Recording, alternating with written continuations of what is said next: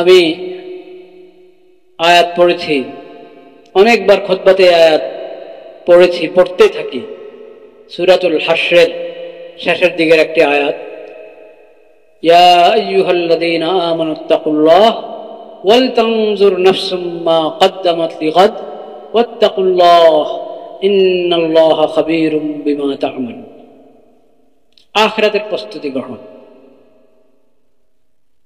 আখিরাতের জন্য প্রস্তুত, সেটা এখন এসো। এবং এই রমজানের বাকি যে কয়দিন আছে খুব তওবা ইস্তেগফারের মধ্যে সময়টা কাটানোর চেষ্টা করো। ইস্তেগফার বেশি বেশি পড়া, দুরূদ শরীফ বেশি বেশি পড়া, এবং তওবা। তওবা কাকে বলে? তওবা কাকে বলে? তওবা হলো ফিরে আসা। গুনাহ করা মানেই হলো কোনো পাপ, আল্লাহর হক নষ্ট করা, আল্লাহর মাখলুকের হক নষ্ট করা, পাপাচার, যে কোনো গুনাহ। গুনাহ করা মানেই হলো আমি উল্টা দিকে হাঁটা শুরু করেছি, আল্লাহর সন্তুষ্টির রাস্তা ছেড়ে অন্য দিকে হাঁটা শুরু করেছে।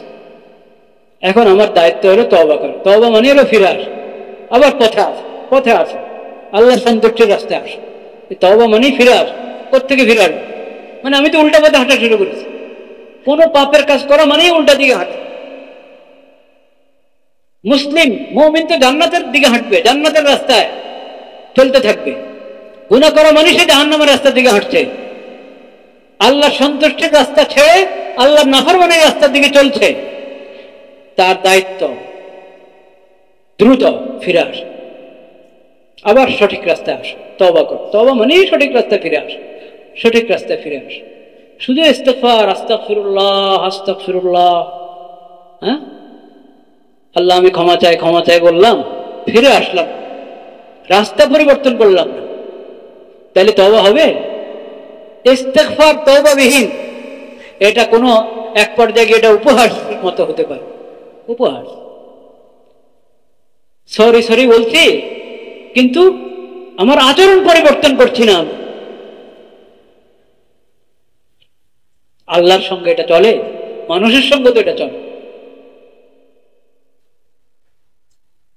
এই জন্য ভাই, ইস্তিগফার এবং তওবা, ইস্তিগফার এবং কি তওবা দুইটা একসাথে।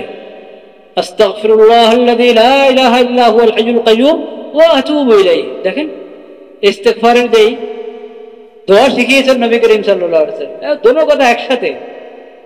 আস্তাগফিরুল্লাহ, আমি আল্লাহর কাছে ক্ষমা চাই, ক্ষমার প্রার্থনা করি, আল্লাহ আমাকে ক্ষমা করে দিন। আল্লাহ একমাত্র মাবুদ, আল্লাহ ছাড়া কোনো মাবুদ নাই, যিনি ছাড়া কোনো মাবুদ নেই, সে রব্বুল আলামিনের দরবারে আমি মাগফিরাতের প্রার্থনা করি, ক্ষমা প্রার্থনা করছি। ওয়া আতুবু ইলাইহি, এবং আমি তার কাছে ফিরে এসেছি। আমি যে উল্টা পথে হাঁটা শুরু করেছিলাম, আল্লাহর নাফরমানির দিকে যাচ্ছিলাম, ওই দিক থেকে আমি ফিরে আবার আল্লাহ সন্তুষ্টির রাস্তায় এসে গেছি। এটার নাম হলো ইস্তিগফার। যে ইস্তিগফারের মধ্যে তওবা আছে ওটা ইস্তিগফার, যে ইস্তিগফারের মধ্যে তওবা নাই, গুনার রাস্তায় চলছে আর আস্তাগফিরুল্লাহ মুখে বলছে, এটা ইস্তিগফার।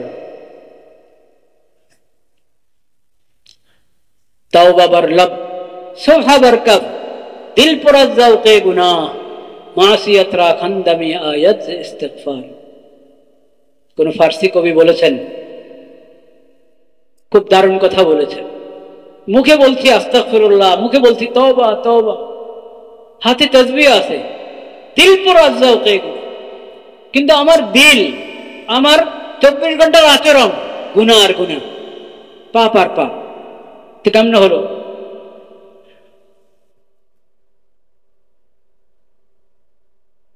মাসিয়াত রা খান্দামি আয়াত সে ইস্তিগফারে মা, এমন করলে তখন পাপেও হাসে, পাপেও কি হাসে, ও তোর তওবা, তোর ইস্তিগফার দেখছি, পাপেও হাসে। তো পাপকে আমি কি হাসতে দিব আমার উপর? না। এজন্য আমার তওবার সঙ্গে ইস্তিগফার থাকবে, আমার ইস্তিগফারের সঙ্গে কি থাকবে? তওবা থাকবে। ফিরে আসো, যা হয়ে গেছে ওটার উপর লজ্জিত হয়ে লজ্জিত হয়ে ওটা ত্যাগ করো এবং সামনের জন্য প্রতিজ্ঞাবদ্ধ হও আল্লাহর কাছে যে আল্লাহ আর এ পাপ করবো না, কোনো পাপ করবো না। আপনি আমাকে তৌফিক দান করেন, হিম্মত দান করেন, সাহস দান করেন, আমার তওবা যেন খাঁটি হয় সেই তৌফিক আমাকে দান করেন।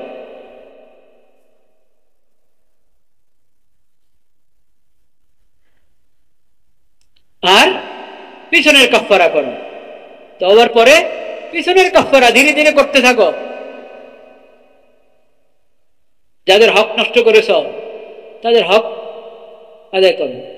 তওবার কারণে গুনাহ মাফ হয়, যদি খাঁটি তওবা হয় তাহলে গুনাহ মাফ হয়, কিন্তু আরেকজনের হক মাফ হয় না।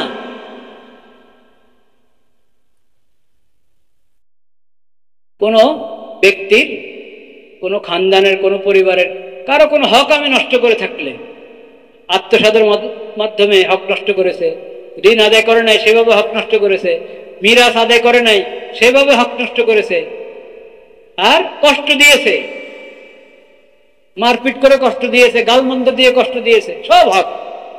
এসব হক এমন এগুলোর কারণে আখিরাতে নেকি হারিয়ে ফেলবো, আমি নেকি হারিয়ে ফেলবো। কারণ হক ওলাকে হক দুনিয়াতে না দিলে আখিরাতে দিতে হবে। ওটা আল্লাহর সামনে দাঁড়িয়ে আরেকজনের হক বুঝিয়ে দিতে হবে। জান্নাত জাহান্নামের আগে মানুষের হক মানুষকে বুঝিয়ে দিতে হবে। দুনিয়াতে না দিলে আখিরাতে দিতেই হবে। কেমনে দিবেন? তখন তো আর ব্যাংক অ্যাকাউন্ট নাই, গোলা নাই, ধানের গোলাও নাই, স্বর্ণের গোলাও নাই, কিচ্ছু নাই, ওদের কোনো গ্রান্সি নেই। টাকা তো চলবে না, ডলারও চলবে।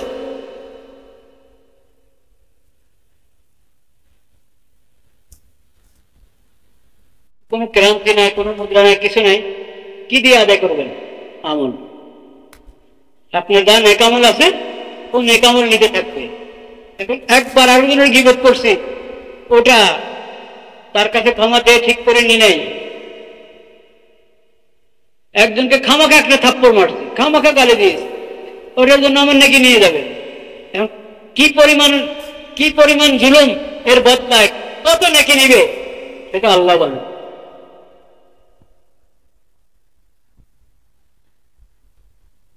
যখন নেকি দিতে দিতে নেকি শেষ হয়ে গেছে, মানুষের হক কি হয় নাই, শেষ হয় নাই, তখন আর কি নাই, কিছুতে আর কি করবে? কোন তারপরও আছে, ছাড় নাই, ওর গুণা তোমার কাজে হবে,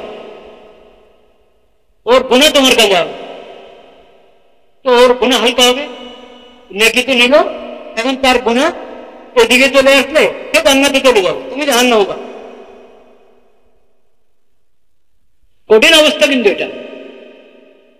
আল্লাহর মাখলুকের হক নষ্ট করা, মাখলুকের উপর জুলুম করা, অত্যাচার, অনাচার, এটা আমরা হালকা মনে করি, এটা না, এটা জুলুমাত ইয়াউমুল কিয়ামah। কিয়ামতের দিন এটা অন্ধকার আর অন্ধকার, তোমাকে ধ্বংস করতেই থাকবে। সব নেকি নিয়ে, যখন নেকি নাই তার গুণে তোমার কাছে আসতে থাকবে, এখন আর তোমার জান্নাতে যাওয়ার কোনো উপায় নেই। উলকিয়া ফিন্নার, ছেলে জাহান্নামে ঠিক করা হবে। জন্য ভাইরা তওবা করে দিল থেকে কারো হাত নষ্ট করবো না, কারো উপরে জুলুম করবো না।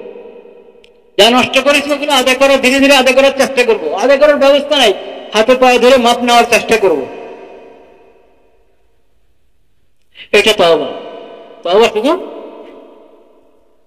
গুনাহ ছাড়ো, পিছনের জন্য লজ্জিত হয়ে আল্লাহর দরবারে কান্না করো এবং সামনের জন্য প্রতিজ্ঞাবদ্ধ হও, গুনাহ ত্যাগ করো, করে সঠিক রাস্তা চলা শুরু করো।